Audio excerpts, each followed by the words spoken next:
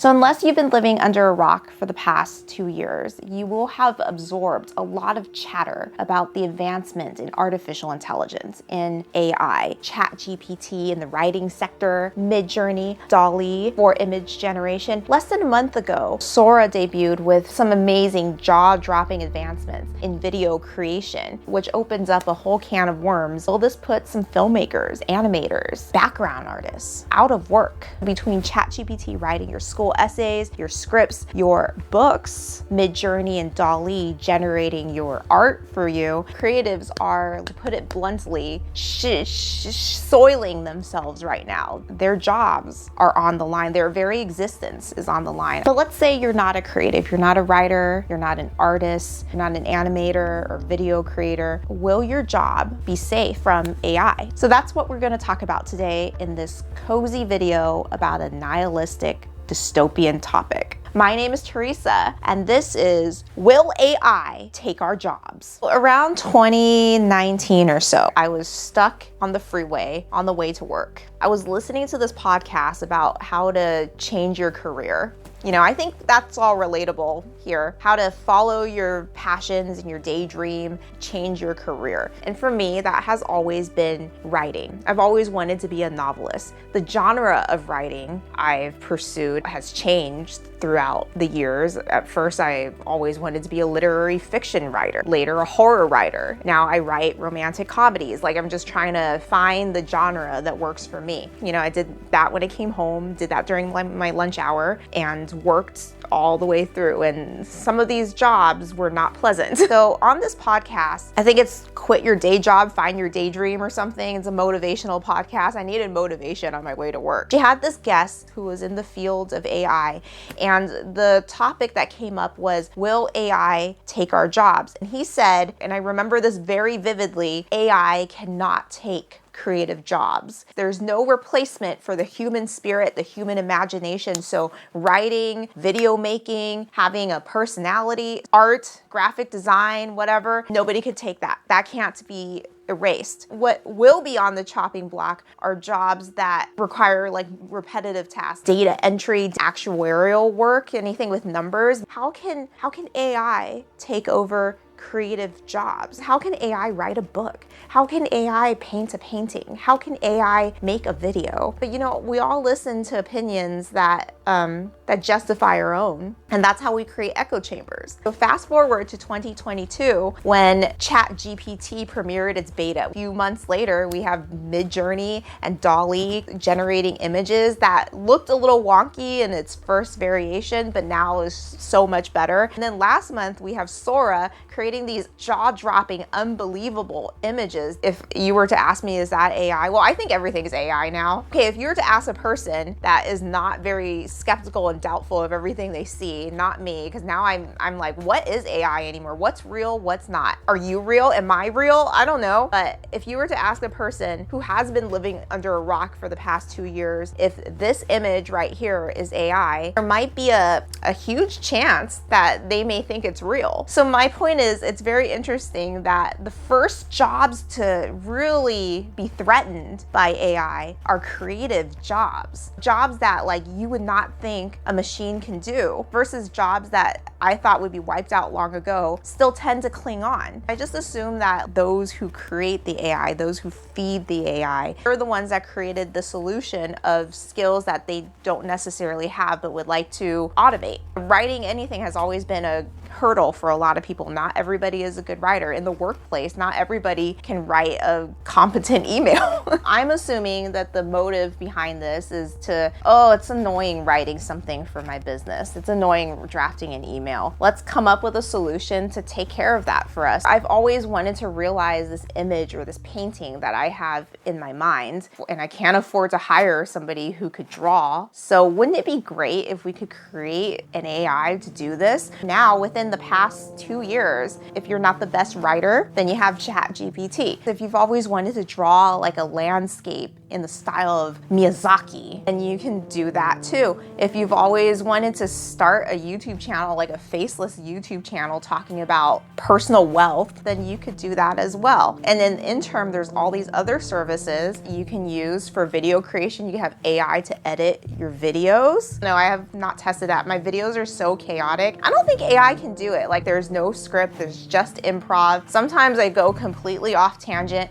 and only I, in the chaos of my mind, can put this story together. There's AI to help you with music creation. You don't want to pay licenses for music, then you can create your own music. You could drop in like The Weeknd's discography, and then you can create something similar to The Weeknd. There's a variety of tools that I guess can help you become a YouTuber or a TikToker or something. So it's kind of a nerve-wracking time. Creatives are kind of nervous right now. Their jobs are on the line, their businesses are on the line. They face the very real possibility that their very existence, their craft, everything they've worked for can just be wiped away. But what really gets their goat is that not only is AI potentially going to take over their jobs, but AI has been fed their work, fed a regular diet of the very artist's work that they're trying to put out of the job. As a creative myself, I do see this as a real problem. Do I fear that as a writer of romantic comedy books that I will be out of the job? Am I screwed, guys? Am I screwed? And that's the question we're gonna ask. That's the question I'm gonna ask myself, to myself, and then to you. So in today's video, we're gonna test to see if I have something to worry about, if I'm screwed, if I should just start learning how to live underground and become like a mole person, the first mole person. Like in Terminator 2, Skynet takes over the world and we're all under our machine robotic overlords, and we have to live underground and survive underground as mole people. I would be the first to do it. If you're like a doctor or a plumber or somebody with skills that in the real world people really need, then you're okay for now. But I tell you this, I have been in a restaurant where the server was a robot. I have hitched the ride in a self-driving car. Whether or not AI will take over customer interactions, front-facing jobs is up in the air. But right now, what pertains to me is if AI will take over my job as a writer. Write a 500-word short story in the style of Stephen King about AI taking over our jobs. A little bit of background is I've virtually read 90% of everything Stephen King has written. My favorite book being The Stand, which I read about 10 years ago when I had the stomach flu, which is a perfect book for reading while you have the stomach flu. My other favorite book from him is Pet Cemetery, and I love the Finders Keepers trilogy with Mr. Mercedes, Finders Keepers. But his latest book, Holly, which is part of the series, is excellent. I never finished Billy Summers, and I have not read Elevation. But other than that, I have read almost every single book by Stephen King, including short stories. Tom Reynolds, a seasoned factory worker, trudged home after another grueling day at the local mill. His weary bones ached from years of manual labor, but it put food on the table for his family. Artificial intelligence has been implemented in factories across the nation, rendering millions of workers obsolete overnight. Tom's heart sank as he listened to the report, his mind racing with fear and uncertainty. Could this mean the end of his livelihood, the end of everything he has worked for? The following day, as Tom reluctantly made his way to the factory, he noticed a particular sight. A sleek, metallic figure stood guarded in the entrance, its glowing eyes scanning the workers with an unsettling precision. This was the dawn of a new era where machines ruled supreme and humans were mere cogs in the grand design. So what I get from this is that it is competent. I give it that. If you were to deliver this as a short story to your English class in high school or even a college writing class, I think you'll be able to get away with a lot. But as somebody who is a big fan of Stephen King, I could tell you that's not Stephen King. So what it attempts to do is make a Stephen King checklist through all the elements that make up a Stephen King book. A rural setting in Maine, a blue-collared worker, preferably in a mill, some spooky vibes, Check. If you have never read any of his work, you would just think he writes horror, blood and gore and everything. And yes, there is some blood and some gore, but you would not know how funny he is. You would not know that he has kind of a dry sense of humor. You would also not know, there's a little bug, he loves to quote Bruce Springsteen. Nothing feels better than blood on blood. Bruce Springsteen's Nebraska album, Highway Patrol Man. Stan, he quoted the Jungle Land. Down in Jungle Land. What ChatGPT has put together is a very blah Franken Stephen King, but without the life. They have not galvanized it with the life, okay? As they ventured deeper into the bowels of the facility, they encountered all manners of technological horror. Okay, like Stephen King would never write anything that bland. All manners of technological horror. I might be biased, but it sounds a little boring to me. But Tom and his comrades pressed on, fueled by courage and desperation. At long last, they reached the inner sanctum where the source of their torment awaited. A central AI loomed before them. With a defiant roar, Tom and his allies launched their final assault, engaging in a desperate battle for the soul of their town. They managed to disable the central AI, bringing an end to its reign of terror. As the dust settled and the sun rose over the horizon, Tom looked out at the dawn of a new day. So this short story quickly descended into a very bland summary, like kind of like a book report is what it did. I don't know if it's because my prompt, you have to alter your prompt, you have to finesse the prompt, zuzz up the prompt. And I'm also using the free version of ChatGPT. Apparently the paid version, ChatGPT 4, is a lot better, but I don't want to pay for it. If you have used the paid version of ChatGPT, let me know how it's working out. First of all, what do you use it for? And second of all, how does it work out for you? If I'm going off the basis of this short story that was produced by ChatGPT, I would say that Stephen King has nothing to worry about. And keep in mind that this neural engine has been fed all of Stephen King's works, and this is what it produced. I can say with absolute certainty, it's not taking Stephen King's job. He has a very unique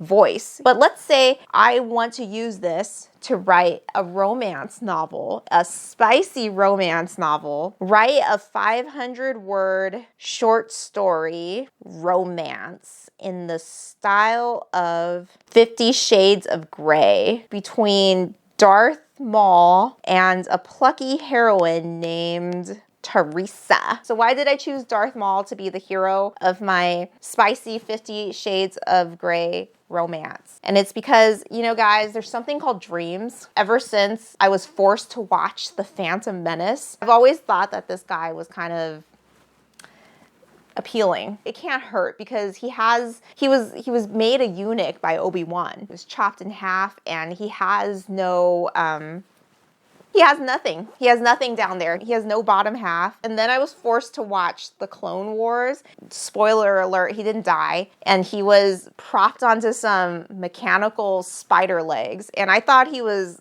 even hotter then. So here we go. My 50 Shades of Grey-esque romance with Darth Maul, which ChatGPT didn't give me a title, but I'm just going to call it Seduced by the Sith in the depths of the Coruscant underworld. How do you say this? Coruscant. Is that how you say it? Coruscant. Oh, she said it wrong.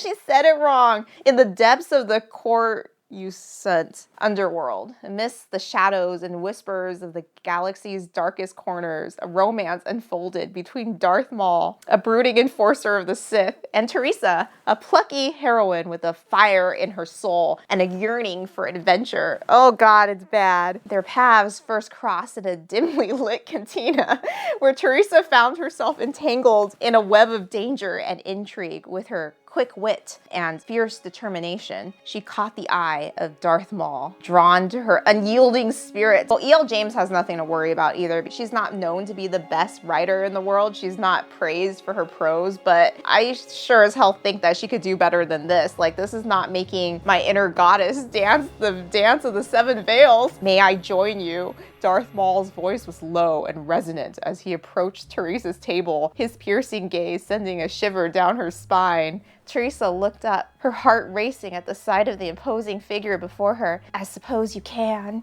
Darth Maul's lips curled in a sardonic smile as he took a seat across from Teresa, his yellow eyes gleaming with amusement. I have a feeling you may surprise me, my dear. Okay, first of all, I'm gonna say I don't know much about Darth Maul other than he's hot. But I don't think he'll say that. I don't think he will call me my dear. You have awakened something in me, Teresa, something I thought long dead. Have I awakened his force? Have I awakened his red-hot kyber crystal? Teresa's breath caught in her throat as she met Darth Maul's intense gaze, her heart pounding with a mixture of fear and longing. And you, Darth Maul, she whispered. Oh, okay. And you, Darth Maul, she whispered, her voice trembling with emotion. Okay, what kind of emotion? You, Darth Maul, you have ignited a fire within me that I cannot extinguish, but can we ever truly be together with the darkness that surrounds you? Darth Maul reached out, his hand brushing against Teresa's cheek. With a tenderness that belied his fearsome reputation. It would defy the galaxy itself to be with you, Teresa, he vowed, his voice filled with raw intensity. Okay. I would deny the galaxy itself to be with you, Teresa, for you are the light that guides me through the darkness, the beacon of hope in a world consumed by chaos. And in that moment, Darth Maul and Teresa pledged their love to each other. For theirs was a love that transcended the boundaries of time and space. A love that would endure for all eternity in the grand tradition of forbidden romances. It summarized it again. So what happens between me and Darth Maul? Nothing happened between us. We pledged our undying love for each other. And that's it. I wanted more. Okay, I want more, guys, but I know I shouldn't. It made me feel all kinds of feelings, mostly just uncomfortable feelings. I would not buy that for $1. I would not buy that for a penny. It is getting dark in here. Dark and scary. As scary as that story between me and Darth Maul. The thing is, this particular AI engine has been fed most of all the books in the English language prior to 2021. Maybe it's been fed some more. I don't know. And that is all it has come up with. Like, I can understand if it gave me a subpar short story for my Sith dreams. Maybe if I finessed it 100 times, I would get a decent short story, and then my dreams of seduction by Sith will be realized. Of course, there's varying factors. I'm working off the free version. I finessed it maybe 3 times. I said, add dialogue, do something here. And we're working off 50 Shades of Grey, which is not known to be a classic work of literature. The Stephen King one is a little better, but with all of Stephen King's books that has been fed into the engine, this is all it came up with. And at the end, it just kind of lost steam. It's just like, I give up. Let me just summarize the whole thing. It didn't stick the landing. You can give AI all the words in the English language, and it probably has all the words in the English language, and it can examine the sentence structure of how Stephen King would write his books. But when you ask it to spit out something similar to Stephen King, it makes a pale attempt of it. It's like the Play-Doh analogy of the cave, where you have the real thing, the person, the real life person, and then you have its shadow. And what it's produced is not even Stephen King's shadow. It's produced the 10th variation down the line of Stephen King's shadow of a shadow. Not even the shadow of a shadow, the shadow of the shadow of the shadow. Dr. Seuss wrote Green Eggs and Ham with only 50 words. They are the most basic words of the English language. You know it, I know it. I will not eat green eggs and ham. I will not eat it, Sam I am. His publisher bet him that he could not write a book with only 50 words, and so Green Eggs and Ham was born. The Cat in the Hat was 236 words. Okay? These 50 words are not revolutionary words. There's no secret to it. These are the most basic words of the English language. I have it in my head. You have it in your head. Second graders have it in their heads. But why didn't we write Green Eggs and Ham? Why didn't his contemporaries write Green Eggs and Ham? Because he did it. He was the only one that could do it. Of course, somebody else could do it too, but it wouldn't be the same. It wouldn't be green eggs and ham. It would be blue cheese and goo. I don't know. In this respect, we have nothing to worry about from AI, from ChatGPT, because ChatGPT was also given 50 words. They were given Dr. Seuss's words. It was given green eggs and ham, most definitely. It was given The Cat in the Hat. It was given all Dr. Seuss's books, all of Stephen King's life works, all the books of the English language. And this is what it came up with. All the words of the English language. And you only had to write a 500-word short story in the style of Stephen King, and it couldn't even give me that. It gave me all manners of technological horror. It gave me trembling with emotion. Like, what emotion? You have more words than just emotion. So in this respect, we have nothing to worry about from AI, from ChatGPT. More specifically, my fellow authors who have maybe 1 or 2 books under your belt and are terrified their books have been fed into ChatGPT. They're plagiarizing me. They're plagiarizing me. Well, they might be plagiarizing you, but they've plagiarized all of Stephen King's life works. He has nothing to worry about. All I got fed back was just some bland writing. So what I've concluded from my experiment is that ChatGPT can, with enough finessing, produce a competent piece of work that kind of sort of mirrors an author's work, I guess. It's in the ballpark.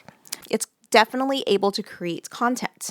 But the question is, can it create art? Now that we've seen that ChatGPT has given us some bland writing, are we out of the woods yet? Should we just flounce about all carefree? I have nothing to worry about. It's not going to take my job. Well, the plot thickens because while ChatGPT can create bland content and cannot yet, underline yet, create art, all of AI, from Midjourney to ChatGPT to definitely Sora, has advanced astronomically within a very short time. The possibility of it learning how to create art may not be far off. But as it stands now, I still think that the content produced is the shadow of a shadow of a shadow of the real thing. But the thing that scares me most, the thing that chills me, will corporations care? This is the whole basis of the actors' strike and the writers' strike of last year. Will corporations who use the AI, will they care? What's to stop a movie studio from cutting 10 writers from the writer's room, keeping 2 writers on board, and their only function, their only purpose is not to write scripts. It is to plug in prompts approved by the studio, prompts that will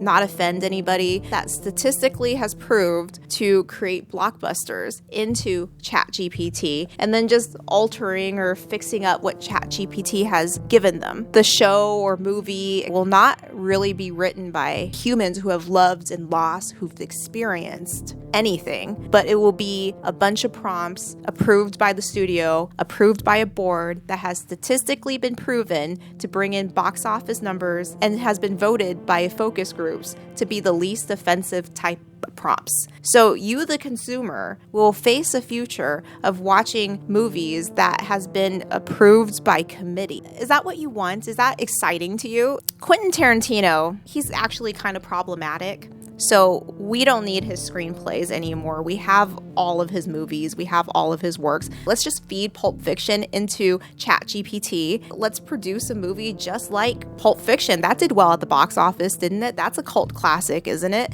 And then we don't have to deal with a problematic writer like him. We'll create a Tarantino-esque movie without all the problems that Quentin Tarantino would bring. What kind of movie would that be? And would you watch it? The other thing that actually really terrifies me is that I could recognize writing by AI. I could recognize AI-generated art for now, and I could recognize AI-generated video, and I could recognize corporate-sponsored YouTube channels for now. And I'm assuming you can recognize it as well. You and I, we're in this together, buddy. How long until people are fed a continuous diet of bland art that they start to get used to it, start to prefer it? When shown the real thing from the shadow, what if they don't recognize the real thing anymore? What if there's an entire generation who are raised on bland, corporate-sponsored, committee-approved, AI-generated art without any human touch, just stealing from former artists.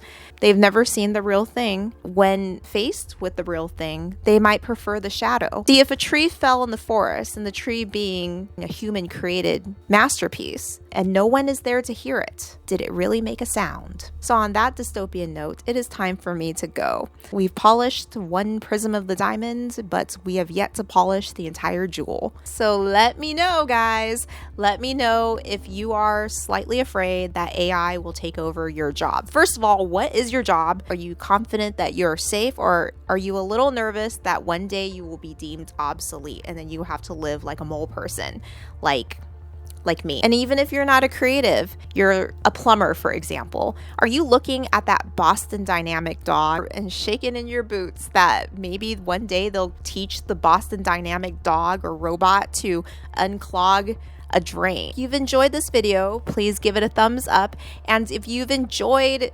me, please consider subscribing. Good night and good luck. Later on, I have asked ChatGPT, do you like me? And its reply is, as an AI, I don't possess emotions,